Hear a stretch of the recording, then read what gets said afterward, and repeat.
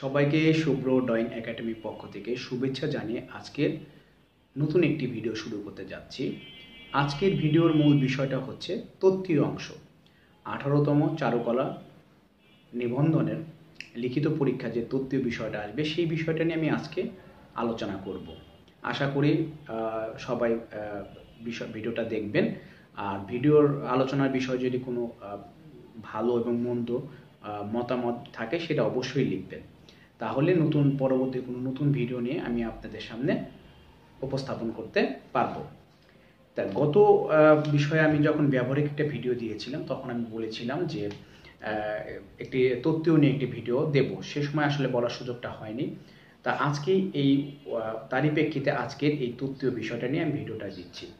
এখানে তত্ত্বীয় বিষয়টা আমি গত 3টা নিবন্ধনের প্রশ্ন আমি দেখেছি। দেখার পরে আমার যে উপলব্ধিটা হলো, যে বিষয়টা মনে হলো যে আপনার সামনে ভিডিও আকারে উপস্থাপন করা দরকার, তাহলে হয়তো কিছুটা আপনাদের উপকৃত হবে। কতটা হয়তো আপনার সহযোগিতা করতে পারবো সেটা বলতে পারছি না, তবে চেষ্টা করে যাচ্ছি। আর বিষয়টা হচ্ছে কি যে তথ্য এখানে 2টা বিষয় আছে, একটি বড় প্রশ্ন এবং টিকার বিষয়টা আছে। তা আমার কাছে যে বিষয়টা খুবই গুরুত্বপূর্ণ, আপনারা হয়তো বিষয়টা দেখেছেন যে বিগত সালে যেটা হচ্ছে টিকা আকার এসেছে, পরবর্তী সেটা আবার বড় প্রশ্ন আকারে এসেছে। আবার দেখা যাচ্ছে যে এটা বড় প্রশ্ন আকার সেটা আবার টিকা আকারে এসেছে। তো এই বিষয়টা আমার কাছে মনে হয়েছে খুব সমসাময়িক বিষয়টা হয়ে যাচ্ছে। তো এই বিষয়টা আপনাদের একটু খেয়াল রাখতে হবে। এবং প্রশ্নর যে বিষয়টা, যে ধরেন যেটা হচ্ছে বড় প্রশ্ন আকারে আসছে, পরবর্তী যেটা টিকা আকারে আসতেছে সেটা হচ্ছে খুব বড় প্রশ্ন খুব শর্ট করে, মানে আপনার টিকার প্রশ্ন হিসাবে সেটাকে উপস্থাপন হচ্ছে। হয়তো অনেকে বুঝতে পেরেছেন, হয়তো অনেকে বুঝতে পারেন নাই, আমি তার জন্য ভিডিওটা বলছি। তা আমার কাছে বিষয়টা হচ্ছে কি যে টিকার কমনলি কোনো বিষয় চলে আসছে, যে বিষয়গুলো যদি আপনি পড়েন সেগুলো আশা করি সেটা কমন পাওয়ার মতন। আমার কাছে মনে হয় যে বিগত 3টা নিবন্ধনের যদি প্রশ্ন আপনি টিকার বিষয়টা ভালো করে মানে দেখেন, আশা করি আমার মনে হয় এখান থেকে আপনি 2-3টা প্রশ্ন হয়তো কমন পাবে, বা প্রশ্নর আঙ্গিগত একটু পরিবর্তন হতে হবে। হুবহুব যে ওই প্রশ্নটা আসবে সেটা নাও হতে পারে, আঙ্গিগত পরিবর্তন হতে পারে। তো এই বিষয়গুলো হচ্ছে আমাদের একটু মানে কি করতে হবে, একটু খেয়াল রাখতে হবে যে এই প্রশ্নটা যদি পড়ি তাহলে এটা যদি 100 টাকার প্রশ্ন সেটা আমি সহজেই দিতে পারবো। তা আমি একটু খাতায় নোট ডাউন করেছি, যেটা বিষয়টা আমার কাছে মনে হলে সেই বিষয়টা আমি বিগত সালে প্রশ্নগুলো লিখেছি। যেমন হচ্ছে রিস্কা পেন্টিংটা খুবই গুরুত্বপূর্ণ একটি প্রশ্ন। রিস্কা পেন্টিংটা কেন? কারণ সম্প্রতি সময় এটা হচ্ছে স্বীকৃতি পেয়েছে রিস্কা পেন্টিংটা। এখন প্রত্যেকটা জায়গায় রিস্কা পেন্টিংয়ের বিভিন্ন আপনার রিস্কা পেন্টিংয়ের যে ধরনটা সেটা ব্যবহার হচ্ছে। সেটা ফ্যাশন ডিজাইন হতে পারে, বিভিন্ন ওয়াল পেন্টিং বিভিন্ন মাধ্যমে হচ্ছে। এবং সম্প্রতি সময় পয়লা বৈশাখে বিভিন্ন জায়গায় রিস্কা পেন্টিংয়ে ব্যবহার হচ্ছে, বিভিন্ন পোস্টার ব্যবহার হচ্ছে। তা রিস্কা পেন্টিং আমার কাছে মনে হয় সেটা আসতে পারে। সেটা আবার এমন হয় যে এটা আবার নগর সংস্কৃতি সম্পর্ক মানে বলতে পারি আমরা, এই ধরনের আসতে পারে। নগর সংস্কৃতিগুলো আসলে কি কি এই বিষয় আসতে পারে। তারপরে পিরামিড, যেমন আমরা একটা জানি যে এখানে পিরামিড সম্পর্কে আমরা জানি, পিরামিড আমরা সবাই দেখেছি, ছবিতে দেখেছি। তো পিরামিডের এটা কোন সভ্যতা? এখন এটা হচ্ছে মিশরীয় সভ্যতা। এখন মিশরীয় সভ্যতা যদি আমরা পড়ি তার পিরামিড সম্পর্কে আমরা সহজে অনুধাবন করতে পারবো। তাহলে আমার বিষয়টা হচ্ছে কি, আমি মিশরীয় সভ্যতা যদি সম্পর্কে পড়ি অবশ্যই তার মূল বিষয়টাই হচ্ছে পিরামিড, এটা আসবে। তাহলে মিশরীয় সভ্যতা সম্পর্কে আমরা যদি জানি তাহলে পিরামিড সম্পর্কে আমরা সহজে উত্থাপন করতে পারবো। স্ফিংস, যেটা হচ্ছে আমাকে বলা হয় মিশরীয় সভ্যতা, যে মুখটা হচ্ছে মানুষের মুখ আর শরীরটা হচ্ছে বাঘের মতন, এটা খুবই গুরুত্বপূর্ণ। এটাও আসতে পারে।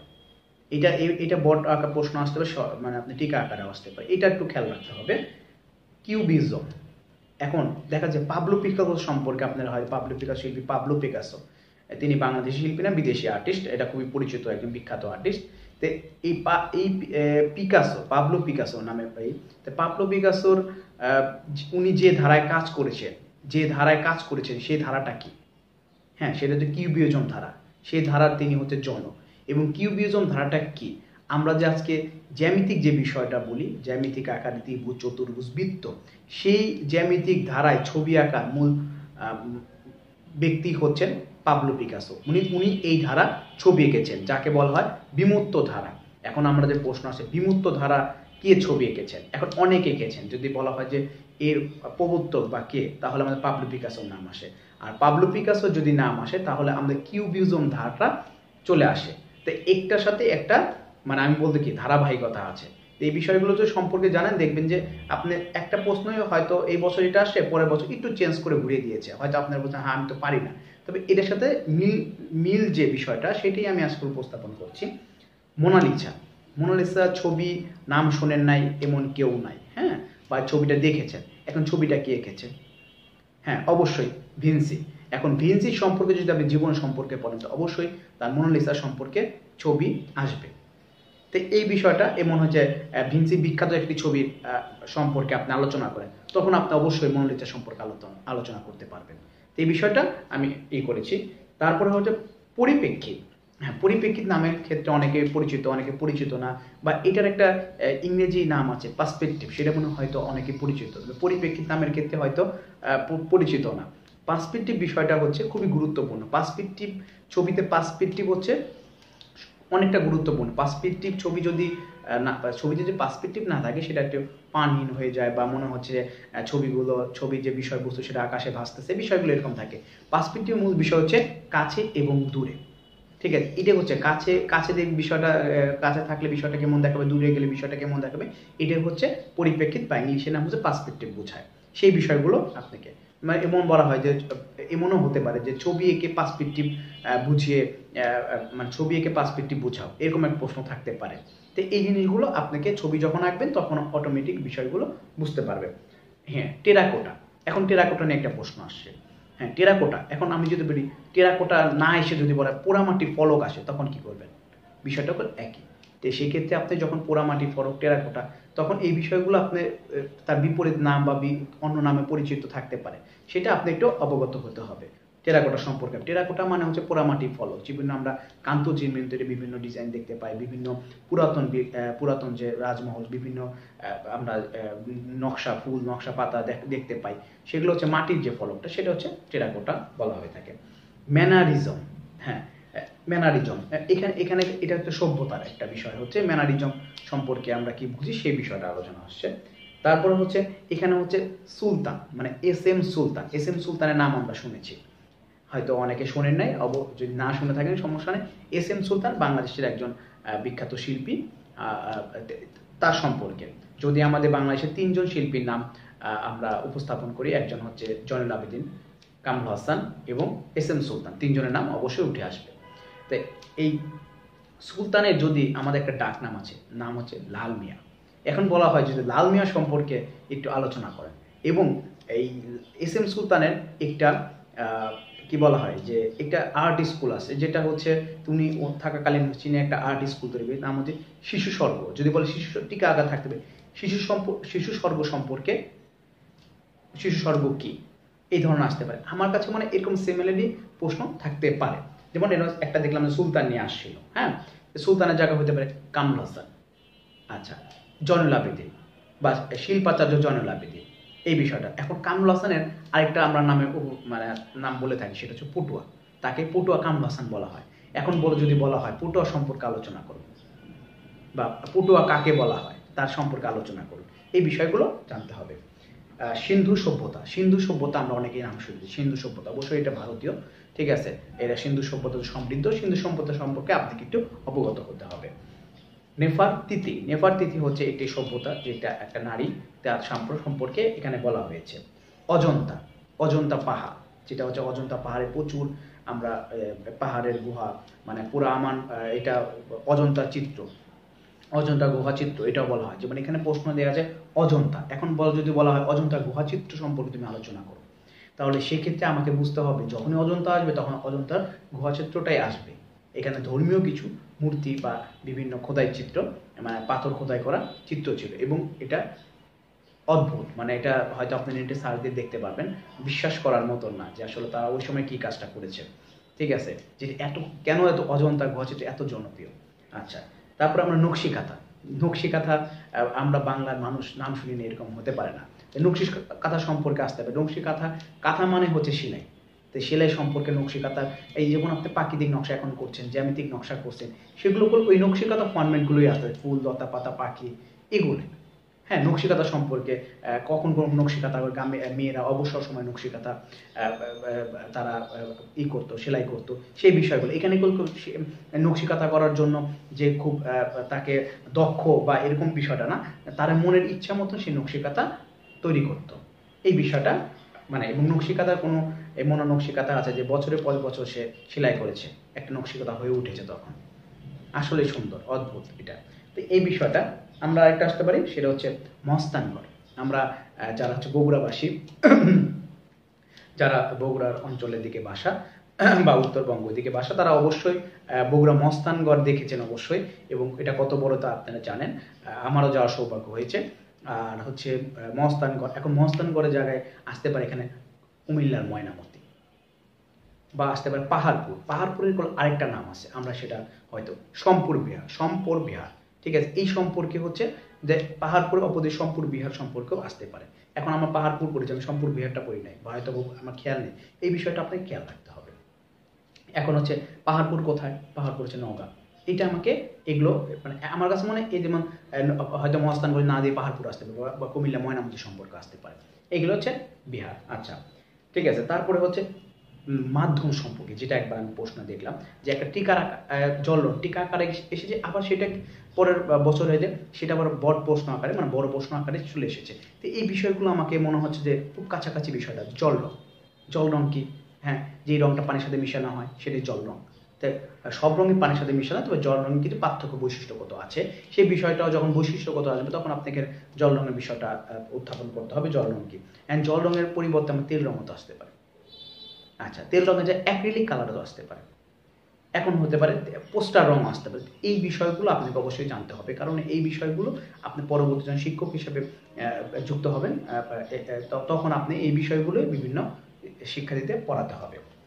আচ্ছা, পটচিত্র, পটের উপরে মানে কাপড়ের উপরে যেটা আঁকা, ঠিক আছে, সেই পটচিত্র সম্পর্কে, যেটা আমাদের একটা সময় পটচিত্র খুব বিখ্যাত ছিল।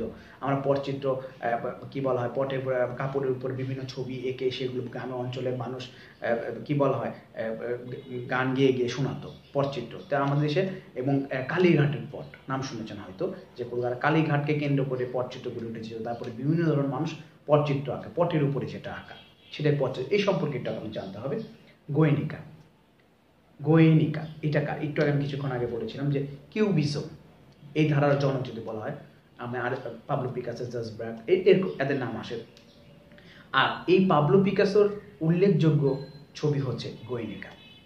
এটা গোয়েনিকা একটা শহরের নাম। সেই এখন যদি বলে গোয়েনিকা চিত্র সম্পর্কে বলো, ঠিক আছে, তখন আপনি অবশ্যই পাবলো পিকাসোর নাম আসবে, বা পাবলো পিকাসোর সম্পর্কে বা কোন ধারায় সে ছবি এঁকেছেন। এখন গোয়েনিকা কোন ধারার ছবি, কোন তখন আপনি কিউবিজম ধারাটা চলে আসবে। তো এই বিষয়গুলো আপনাকে অল্প অল্প করে জানতে হবে, বিস্তর না জানলে আপনাকে ধারণা নিয়ে আসতে হবে, তাহলে আপনি যেটি আসলে কিনা প্রশ্নটা আপনি খুব সহজে অ্যান্সার করতে পারবেন। আচ্ছা, তারপরে হচ্ছে গৈনিকা। আবার একটা বিষয় হচ্ছে গৈনিকা খুব দেয়াল চিত্র। গৈনিকা ভাবতে হবে সেটা যে এটা কাপড়ের উপর পেন্টিং বা কাগজের উপর না, এটা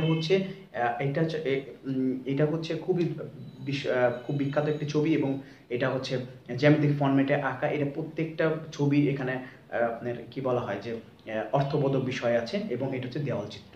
এটাকে ভাবতে হবে, অনেক সময় প্রশ্ন করে, এবং আমি দেখি যে ভাইবা বোর্ডেও এই ধরনের প্রশ্ন করে যে গৈনিকা ছবিটা কি, এটা কি দেওয়াল চিত্র বা অন্য কিছু, বা এই বিষয়গুলো থাকে। তো এইগুলো হচ্ছে আমরা শুনেছি, বা বিভিন্ন সময় ভাইবা বোর্ডে এই ধরনের প্রশ্ন আসে। তো এই জিনিসগুলো আপনাকে যদি এগুলো একটু ধীরে ধীরে এখন রিকভার করেন, অবশ্যই বিগত পরীক্ষার পর ভাবে তো যাবেন, এই ধরনের প্রশ্ন থাকতে পারে। আচ্ছা, তারপরে মিশরীয় সভ্যতা, আমি আগেই বলেছি মিশরীয় তো আমার স্ফিংস, তারপরে পিরামিড, তারপরে মমি, এই মমি থাকতে পারে। এই প্রশ্নগুলো, এই প্রশ্ন দেখেন আপনি যখনই একটা সভ্যতা সম্পর্কে একটু জানবেন, তো এই বিষয়গুলোই আসবে। এগুলোই আবার যখন বড় প্রশ্ন করবেন তখন দেখবেন এগুলো শর্ট আকারে আপনাকে টিকা আকারে চলে আসছে। তো এই জিনিসগুলো আপনাকে বাদ দেওয়া যাবে না, যে এর বাইরে কিছু নেই, যে এর বাইরে আপনাকে কিছু দেবে বিষয়টা না, একটু চেঞ্জ হইতে পারে। তারপরে ক্যানভাস, যেমন একটা আমি ক্যানভাস আমরা বলছি, ক্যানভাসে আমরা একটা কাঠের ফ্রেম থাকে, তারপরে ক্যানভাস লাগানো, মানে কাপড়টা হচ্ছে ক্যানভাস, এই ক্যানভাসের কোনো ছবি আঁকি। এই ক্যানভাসটা হচ্ছে একটা উপকরণ, মানে আমরা ছবি আঁকার উপকরণ। যখন আমরা কাগজ ছবি আঁকি, কেউ দেওয়ালে ছবি আঁকে, কেউ পটে আঁকে, আমরা হয়তো ক্যানভাসে আঁকি। হ্যাঁ, তো ক্যানভাস, এই ধরনের ক্যানভাস বিষয়টা উল্লেখ করতে হবে। আচ্ছা, গ্রিক মৃৎশিল্প মানে মাটির শিল্পটা, সেই গ্রিকের মৃৎশিল্পটা খুব সমৃদ্ধ। সেখানে মৃৎশিল্পটা কীভাবে ধরনের নকশা ছিল, কী বিষয়গুলো ছিল, সেই বিষয়গুলো আপনাকে উত্থাপন করতে হবে। লতাপাতার নকশার বিষয়টা, গ্রিক মৃৎশিল্প এটা আসছিল। তারপরে কামরুল হাসান, এই প্রশ্নটা কামরুল হাসান আমরা যাকে পোটা বলে সম্বোধন করি, এবং কামরুল হাসান আজকে বাংলাদেশের যে ডিজাইন সেক্টরটা বলি তার মূল বিষয়, উনি হচ্ছে তার কি বলা হয়, উনি প্রথম হচ্ছে ডিজাইন বেস কার্যক্রম শুরু করেন, এবং উনি বাংলাদেশের পতাকার নকশাকারক, এটাও জানতে হবে। বাংলাদেশের প্রতীকী নকশাকারক তিনি, তাই উনি হচ্ছে বিভিন্ন গুণে গুণান্বিত। তাই কামরুল হাসান সম্পর্কে অবশ্যই আমাদের একটু তার জীবনের সম্পর্কে জানতে হবে। আচ্ছা, এখন শিল্পকলার নতুন মাধ্যম। এখন শিল্পকলার নতুন মাধ্যমে একটা প্রশ্ন আসছিল, শিল্পকলার সম্পর্কে আপনার নতুন মাধ্যম বা আপনার অভিব্যক্তিগুলো হয়তো আপনি প্রকাশ করতে পারেন। আচ্ছা, এখানে টিকার যে বিষয়গুলো, আমি এখানে বিগত যে টিকাগুলো আসছিল সেটারই হচ্ছে আমি একটু ধারণা বিষয়গুলো আমি এখানে বললাম, হয়তো আপনাদের কেমন লাগছে তা আমি একটু বিষয়গুলো একটু ডিটেলস যাচ্ছি। টিকাতে অবশ্যই বিষয়টা যেটা হচ্ছে বাংলাদেশের শিল্পী সম্পর্কে থাকবে। আমি বিগত তিন বছর যেটা মানে 3 বছরের পরীক্ষা হলো, আমার কাছে মনে হয় যে বাংলাদেশি কোনো শিল্পী বা বিদেশি কোনো শিল্পী বা তার উল্লেখযোগ্য কোনো শিল্পকর্ম সম্পর্কে থাকবে। এখন আমাকে প্রশ্ন হচ্ছে, স্যার বাংলাদেশে এত শিল্পী সম্পর্কে পড়বো বা এত শিল্পকর্ম সম্পর্কে কীভাবে পড়বো? আপনি বিষয়টা দেখুন যে এখানে শিল্পী আমাদের খুব হাতে গোনা খুব বিখ্যাত কয়েকজন শিল্পীর নাম জানতে হবে। অলরেডি আমরা 3টা নাম জেনে ফেলছি। এই 3টার বিষয়ে আমাদের প্রশ্ন চলে আসছে, সুলতান, তারপরে জয়নুল আবেদিন, তারপরে পোটা কামরুল হাসান। তো এখন আমি যদি বলা হয় ওই জয়নুল আবেদিনের বিখ্যাত ছবি কি, আমরা বলতে পারবো তার বিখ্যাত ছবি আমরা দেখে অনেক সময় পাঠ্য বইতে পড়ছি, দুর্ভিক্ষ, বিদ্রোহ, তার ছবির মধ্যে রেখা চিত্র, ঠিক আছে, কালো কালিদের রেখা, এইটা কমনলি তার এই ধরনের 2-1টা থাকবে। কামরুল হাসান আমরা ধরতে পারি তার উল্লেখযোগ্য ছবি, আপনি হয়তো বা দেখেছেন, হয়তো জানেন এটা কামরুল হাসান, উকি, নায়ক, 3 কন্যা। এখন তারপরে হচ্ছে ধরেন এই আমরা যদি এস এম সুলতানের সম্পর্কে বলি, তো এস এম সুলতানের যে বিখ্যাত ছবি বা বিভিন্ন, তার ছবি মানে গ্রাম বাংলা, ঠিক আছে, তার ছবি মানে গ্রাম বাংলা, জেলে, মাঝি, কৃষক, এই টাইপের নামের সাথে বহির্ভুক্ত। তাই আমার কথা হচ্ছে কি, এমন কোনো জীবে না যেগুলো হচ্ছে ফেমাস, খুব ফেমাস ছবি, সেই ছবিগুলোই আপনাকে মানে আমি যেগুলো আজকে বললাম সেগুলো থেকেও থাকতে পারে, হয়তো 2-1টা বাড়তে পারে বিষয়টাই। খুব ফেমাস ছবিগুলোই আপনি হয়তো পাঠ্য বা প্রশ্ন আকারে থাকবে। একটা আপনি ছবি যে সম্পর্কে জানেন না ওই ধরনের প্রশ্ন থাকবে না, এইটা তো আপনি মাথায় রাখতে হবে। খুব ফেমাস বিষয়গুলোই থাকে, ফেমাস ছবিগুলোই থাকে। আচ্ছা, শিল্পাচার্য, এখন জয়ের নামে একটা বিষয়, জয়নুল আবেদিন তার নাম, শিল্পাচার্য তারপর উপাধি, এটা আমাদের মাথায় রাখতে হবে। তো অনেকে ভাবতে পারে শিল্পাচার্য না, তাকে এটা উপাধি বলে ভূষিত করা হয়েছে। এখানে আরেকটা আমাদের বিষয় খেয়াল রাখতে হবে যে এই আমাদের বাংলাদেশের শিল্পাচার্য হচ্ছে জয়নুল আবেদিন। যদি বলে ভারতীয় শিল্পাচার্য কাকে বলা হয়, এই ধরনের প্রশ্ন থাকতেও পারে, আমি একটু জানিয়ে রাখছি। সেই বিষয়টা হচ্ছে ভারতীয় শিল্পাচার্য যাকে বলা হয় সে হচ্ছে নন্দলাল বসু। এটা একটু আমি যেহেতু আমি জানি এই বিষয়টা আমি একটু শেয়ার করলাম। হ্যাঁ, আর আমি বিষয়টা হচ্ছে কি, আর অবশ্যই সুলতানের নাম মনে রাখবেন, তার হচ্ছে ডাক নাম লাল মিয়া, এই বিষয়টা খেয়াল রাখবেন। এবং তার প্যাটার্নটা ছিল গ্রাম বাংলা। এইটাই। আর আমাদের কামরুল হাসানের ফোক নিয়ে বেশি কাজ করতেন, বাংলা লোকজ বিষয় নিয়ে কাজ করতেন। আর জয়নুল আবেদিন সম্পর্কে তার লাইন, তার কালো লাইনের যে মানে রেখা চিত্রগুলো অসাধারণ, এই বিষয়টা তিনি তার দুর্ভিক্ষ যে ছবি যেভাবে ফুটিয়ে তুলেছেন অসম্ভব, মানে এটা মানে দেখলেই মনে হয় যে অন্যরকম বলে, হয়তো যারা মূল ছবিটা দেখেছেন তারা হয়তো বুঝতে পারবেন, ঠিক আছে। আর বিষয়টা যারা তত্ত্বীয় বিষয়টা আপনারা হয়তো মুখস্থ আকারটা না নিয়ে সেটা যদি একটু পড়ার মতন নেন, গল্পের বইয়ের মতন, আমার মনে হয় বিষয়টা ইজি হবে, হয়তো আপনারা বোঝেন। এখানে আপনাদের বোঝানোর হয়তো আমি ওইভাবে বোঝাতে পারবো না, তবে আমি জাস্ট একটু সহযোগিতার চেষ্টা করতেছি, এটাই। আচ্ছা, তারপরে বিদেশি শিল্পী সম্পর্কে অলরেডি আমরা বিষয়টা পেয়ে গেছি, একদম আমরা পিকাসো পেয়ে গেছি, মানে পিকাসো, কিউবিজম, গৈনিকা, মানে পিকাসো বিষয়টা করে চলে আসতেছে। তারপরে আমরা ভিনসি, মোনালিসা চলে আসছে, ভিনসি চলে আসতেছে। তারপরে হচ্ছে মাইকেল অ্যাঞ্জেলো দুর্দান্ত একজন ভাস্কর্য শিল্পী, ঠিক আছে, তার সম্পর্কে। আবার আমরা রাফায়েল সম্পর্কে, এই কয়েকজন শিল্পী সম্পর্কে আমরা একটু জানবো। আর ভারতীয় কলকাতা শিল্পীদের মধ্যে অবনীন্দ্রনাথ ঠাকুর, আমরা রবীন্দ্রনাথ ঠাকুর সে একজন চিত্রশিল্পী, সেই বিষয়টা আসতে হবে। যে রবীন্দ্রনাথ ঠাকুর যে ছবিটা আমরা বিশ্ব সবসময় অনলাইনে পাই সেটা হচ্ছে তার আত্মপ্রতিকৃতি, সেই বিষয়টা দেখবো। তা তা এই বিষয়গুলো আমাদের একটু ভাবতে হবে। তা বিদেশি আরেকজন শিল্পী, যে বিষয়টা আমার মনে হয় গত 3 বছর প্রশ্ন আসে নাই, তবে খুবই বিদেশি শিল্পী, সে ভিনসেন্ট ভ্যান গঘ।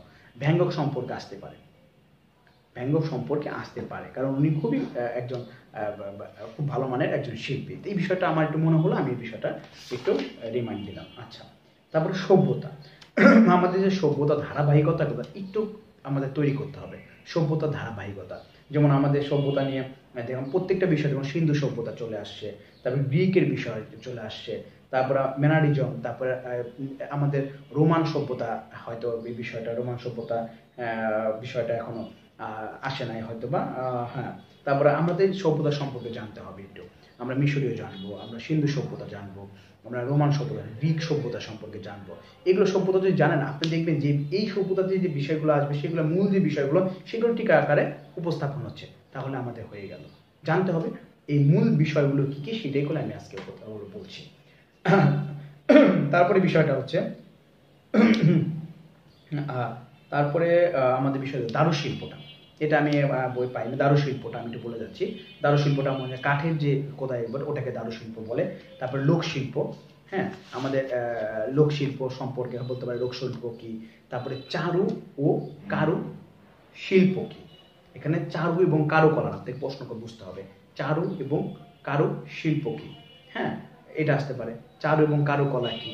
তারপরে শিল্প, শিল্পকলা সম্পর্কে আলোচনা করা, মানে শিল্পকলা হচ্ছে সকল মাধ্যমে, শিল্পীর যত মাধ্যমে তারই হচ্ছে মাথা, তার থেকেই তার দুইটা হাত, আমি বলি একটা ডান হাত একটা বাম হাত বলি, একটা হচ্ছে চারুশিল্প, একটা হচ্ছে কারুশিল্প। এই ধারা থেকে সব ধারা বিস্তর, হয়তো এই বিষয়টা আমাকে বুঝতে হবে যে প্রথমে শিল্পকলা, তারপর চারুশিল্প, কারুশিল্প, এবং চারুশিল্প থেকে চারুকলা, এই বিষয়ে বিভিন্ন নাচ গান আবৃত্তি, এগুলো মানে কি বলা হয় শাখা পোশাকা বিস্তার লাভ করেছে। তারপরে আমাদের একটা গুরুত্বপূর্ণ বিষয় যেটা আমার মনে হয়েছে, পানাম নগর। আমরা শুনেছি পানাম নগর সম্পর্কে, সোনারগাঁ পানাম নগর, একটা বাংলার রাজধানী পূর্বে, এটা ঐতিহ্যবাহী, এই বিষয়ে প্রশ্ন আসতে পারে। তারপরে সোনারগাঁ জাদুঘর সম্পর্কে প্রশ্ন, লোকশিল্প লোক কারুশিল্প জাদুঘর কোথায়, এই সম্পর্কে, মানে লোকশিল্প কারুশিল্প হচ্ছে আমাদের শিল্পাচার্য জয়নুল আবেদিন প্রতিষ্ঠা করেছেন সোনারগাঁতে, সেই বিষয় সম্পর্কে আসতে পারে। তারপরে আমাদের নাম শুনেছি ঢাকা যারা লালবাগ কেল্লা, হ্যাঁ, বা দুর্গ, সেই সম্পর্কে আসবে। পুটিয়া রাজবাড়ি, যারা রাজশাহী অঞ্চলে থাকেন তার পুটিয়া রাজবাড়ি সম্পর্কে অবশ্যই অবগত, এবং পুটিয়া রাজবাড়ি কত বড় সেটা হচ্ছে আসলে নিজে আমি দেখেছি, এই বিষয়টা আমি উপলব্ধি করতে পারি। তারপর মস্তানগড় সম্পর্কে বলেছি, ময়নামতি সম্পর্কে বলেছি, আহসান মঞ্জিল ঢাকায় খুবই গুরুত্বপূর্ণ বিষয়, আহসান মঞ্জিল হিসেবে টিকে থাকতে পারে। তার পাহাড়পুর, যেটা একটা নাম বলছে সম্পুর বিহার। আচ্ছা, তারপরে কিছু ভাস্কর্য, অপরাজিত বাংলা ভাস্কর্য থাকতে পারে। তারপর আমাদের শহীদদের সম্পর্কে থাকতে পারে, স্থপতিকে হামিদুর রহমান, তারপরে তার আমরা এই বিষয়টা থাকতে পারে, নবের আহমেদ সম্পর্কে থাকতে পারে। নবের আহমেদ মানে শহীদ মিনারের সহকারী ভাস্কর্য মানে স্থপতি ছিলেন। তো এই বিষয়গুলো আমাদের থাকতে পারে। এবং নবের আহমেদ সম্পর্কে অনেকে নাম জানেন, নবের আহমেদ একজন মেয়ে, হ্যাঁ, ওই সময় তিনি স্ট্রাগল এবং কি বলা, মানে একজন পরিশ্রমী একজন শিল্পী, ঠিক আছে। তো এই বিষয়গুলো অনেক সময় থাকতে পারে, আমি এগুলো এই জন্য উপস্থাপন করলাম। আমার কাছে আরেকটা বিষয়টা মনে হচ্ছে যে আপনাকে অবশ্যই বাংলাদেশের 5টা শিল্পী সম্পর্কে আপনি জানান। অলরেডি গুলো আপনি 3টা নামে কমনলি বলছি, এই বিষয়গুলো জানান। এখন এই মনে প্রশ্ন হতে পারে যে আমি কি বলা হয়, আমি জয়নুল আবেদিন সম্পর্কে, কামরুল হাসান সুলতান সম্পর্কে জানি, শাহাবুদ্দিন সম্পর্কে, হাশেম খান সম্পর্কে জানি, রফিকুল নবী সম্পর্কে জানি। তো এই বিষয়গুলো আমরা একটু জানবো। তবে বিদেশি 5টা শিল্পী সম্পর্কে অলরেডি আমরা জেনে গেছি, যেমন আমি বলছি ভিনসেন্ট ভ্যান গঘ, তার Raphael, Michelangelo, Pablo Picasso, Vinci, ঠিক আছে, এই বিষয়টা। তারপরে আমরা এই টিকা হিসেবে আরেকটা বিষয় হাজীগঞ্জ দুর্গ করতে পারি, এই বিষয়টা। তারপরে আমরা এই দিল্লি তাজমহল সম্পর্ক, এটা আসতে পারে। এটা আমরা দেশীয় সংস্কৃতি সম্পর্কে বেশি সম্ভাবনা আমরা ভাবছি। তারপরে আমাদের ভারতীয় চিত্রকলা সম্পর্কে মিনিয়েচার চিত্র, মানে খুব ছোট আকারে যে চিত্রগুলো অঙ্কন করা হতো ওই সময়কার, অঙ্কন করা হতো, যে আমরা তো তখন ওই সময় হাতে লেখা ছিল বই বা বিভিন্ন পাণ্ডুলিপি, যেগুলো ওর ভিতরে তার ছোট ছোট ছবি আঁকতো বা তাল পাতার উপরে, এই বিষয়গুলো মিনিয়েচার চিত্র সম্পর্কে ছিল, এই বিষয়টা থাকতে হবে। তারপরে আমাদের একটা বিষয় আছে যে এটা যে আলতামিরা গুহা, এইটা আমার টিকা আকারে অনেক সময়, যেমন আমাদের বড় প্রশ্ন আসে গুহা চিত্র, যখন আপনি গুহা চিত্র সম্পর্কে বলবেন পৃথিবীর গুহা চিত্র সহ, তখন আলতামিরা গুহার নাম আসবে, আলতামিরাটা গুহার নাম। তারপরে লাস্কো গুহা, এই বিষয়টা আপনাকে একটু অবগত হতে হবে।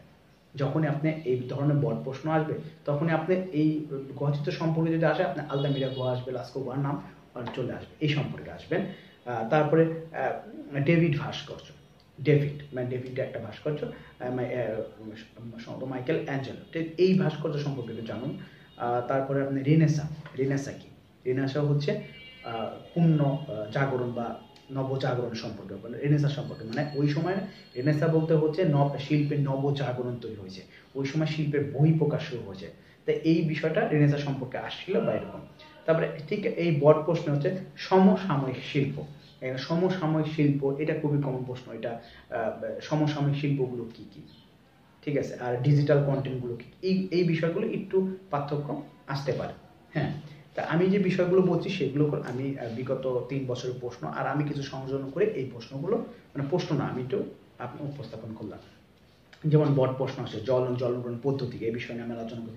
গিক ভাস্কর্য একটি আদর্শ ভাস্কর্য। গিকের ভাস্কর্য মানে একটা আদর্শ ভাস্কর্য, মানে মানুষের একটা আদর্শ রূপ থাকে, সেই আদর্শ রূপ হচ্ছে গিক ভাস্কর্য। মানে যে ভাস্কর্য, গ্রিকের ভাস্কর্য দেখলে আসলে মনে হয় যে দুর্দান্ত, মানে এত সুন্দর হতে পারে বিষয়টা, এবং খুব নিখুঁত বিষয়টা। আচ্ছা, তারপর হচ্ছে ফ্রেস্কো চিত্র, মানে দেওয়াল চিত্র বা উপকরণ বা এই বিষয়গুলো আসতে পারে। গৈনিকা, দেওয়াল চিত্র বলেছি। ভারতীয় চিত্রকলার গুপ্ত যুগ, এটা আসলে সম্পর্কে, যেমন আমার এখানে অজন্তা, তারপর নালন্দা বিশ্ববিদ্যালয়, এই বিষয়গুলো আসতে হবে। ভারতীয় চিত্রকলা সম্পর্কে আমরা আসি, ভারতীয় চিত্রকলা, মুঘল চিত্রকলা, তারপর অজন্তা, এই বিষয়গুলো আসবে। তারপর পাবলিক সম্পর্কে আমরা বলছি, লোকশিল্প সম্পর্কে আমি যে প্রথমে টিকা বললাম, তারপর মিনিয়েচার, তারপরে কামলা হাসানকে সময় গুহা চিত্র সম্পর্কে, তারপর মাইকেল অ্যাঞ্জেলো সম্পর্কে একটু আমরা অবগত হবো। এই বিষয়গুলো আমি শুরুতেই বলে দিয়েছি, যখন টিকা আমি আলোচনা করতেছিলাম তখন একটু বড় প্রশ্নগুলো অলরেডি মানে হয়ে গেছে, আমি টিকাতেই শুরু করেছি, কারণ এই বড় প্রশ্ন আকার থেকে আমি টিকা দিলাম, টিকাগুলোকে পয়েন্ট আকারগুলোকে, যেগুলো আপনার হয়তো বড় প্রশ্ন লিখতে গেলে সুবিধা হবে। তবে আদিম মানুষ কেন ছবি আঁকতো, তো এইটা যখন আপনি গুহাচিত্র সম্পর্কে বলবেন, কেন আঁকতো, এই কারণ থেকে গুহাচিত্র সম্পর্কে। তারপর প্রাচীন ভারতীয় চিত্রকলা, ওই যেটা বলছে ভারতীয় চিত্রকলা বা ভারতীয় সম্পর্কে, ভারতীয় সভ্যতা সম্পর্কে, সিন্ধু সভ্যতা বা এই বিষয়ে সভ্যতা সম্পর্কে আপনি এগুলো পেয়ে যাবেন। তারপর পরিপ্রেক্ষিত সম্পর্কেও, আমি পরিপ্রেক্ষিত কীভাবে, এটা আগে বলেছেন। তারপরে এই ধরনের, তারপর ঐতিহ্য শিল্প কি, এই বিষয় সম্পর্কে একটু আলোচনা। তা আমার কাছে যে বিষয়টা মনে হচ্ছে যে এখানে খুব আমি যে বিষয়গুলো বলছি যে অল্টারনেটিভ থাকবে, হয়তো যেটা হচ্ছে ওই বছরে হয়তো বট আসে, সেটা হচ্ছে শর্ট উত্তর হতে পারে, যা একটু পরিবর্তন করে ওটাই আবার থাকতে পারে, এই বিষয়টাকে আপনারা একটু মনোযোগ দিবেন, এইটাই বিষয়টা। আর যেটা হচ্ছে কি, আধুনিক একটা প্রশ্ন আসছিল, আধুনিক চিত্রকলা 2 জন শিল্পীর নাম দেয়, বাংলাদেশের শিল্পী। আমি কিছুক্ষণ আগেই বলেছিলাম যে আপনারা অবশ্যই 5টা শিল্পীর সম্পর্কে নাম জানবেন। তা আপনাগুলো অলরেডি আমরা 3টা শিল্পীর নাম জানি, এখানে আমাদের কোনো ভাবনা নেই, ঠিক এই চিন্তা করতে হবে না।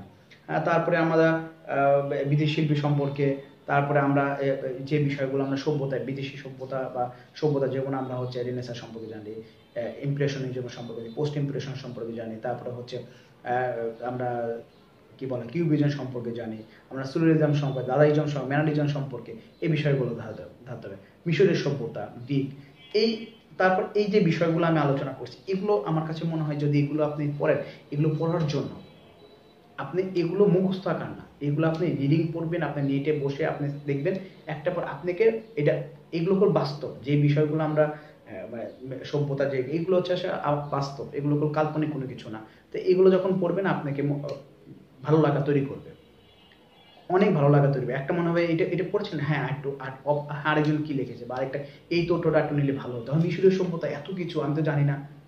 দেখবেন আপনি মিশরের 10টা ভিডিও দেখেন ইউটিউবে, দেখবেন 10টা ভিডিও দেখলে আপনি যে জ্ঞানটা অর্জন করবেন বা আপনি যে জানবেন, সেটা 10 রকম দেখবেন, তখন আপনার জানতে ইচ্ছা করবে। গিক সম্পর্কে ভিডিও দেখুন, গিক সম্পর্কে আর্টিকেল দেখুন, বিভিন্ন সার্চ দিন, তারপরে রোমান সম্পর্কে দেখুন, তারপরে আপনার হচ্ছে পোস্ট ইমপ্রেশন, রেনেসাঁ সম্পর্কে দেখুন, কেন নবজাগরণ, কি হয়েছিল ওই সময়টা।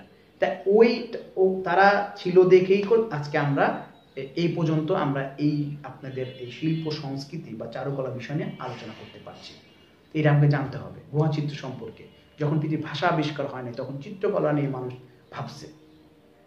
তো চিত্রকলা নিয়ে যখন তারা গুহাটা এমন না যে খুব সহজে আমি হেঁটে চলে যাচ্ছি বিষয়টা, এগুলো প্রত্যেকটা যেমন মানে মানে আপনাকে রহস্য তৈরি করবে।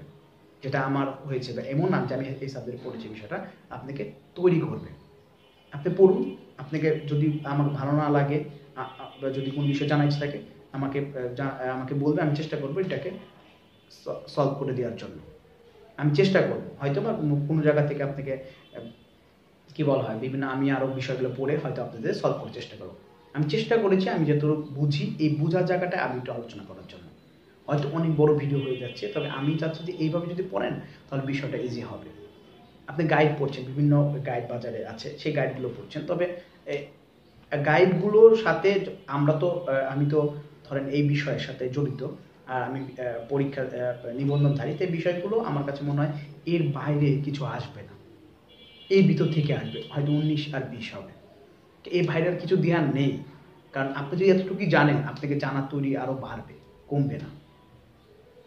ঠিক আছে, তো এই বিষয়গুলো আপনাকে আর শিল্প কখনোই মানে কি বলা হয় যে সবসময় আনন্দ দেয়, কখনো নিশ্চয় মানে আপনি কি বলা হয় আগ্রহহীন করবে না যদি আপনি স্বেচ্ছায় করেন। আর যদি মনে করেন যে আমি পড়বো আবার না ভালো লাগছে না, এরকম হলে হবে না।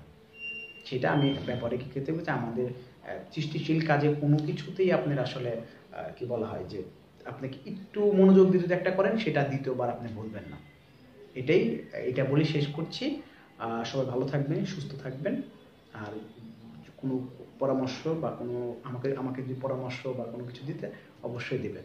আমার ভুল যদি থাকতে পারে, কোনো তথ্য যদি কোনো সমস্যা থাকে, আন্তরিকভাবে দুঃখিত, চেষ্টা করছি। আর যদি এটা কোনো জানা থাকে তাও আমাকে জানাতে পারেন। সবাইকে অসংখ্য অসংখ্য ধন্যবাদ।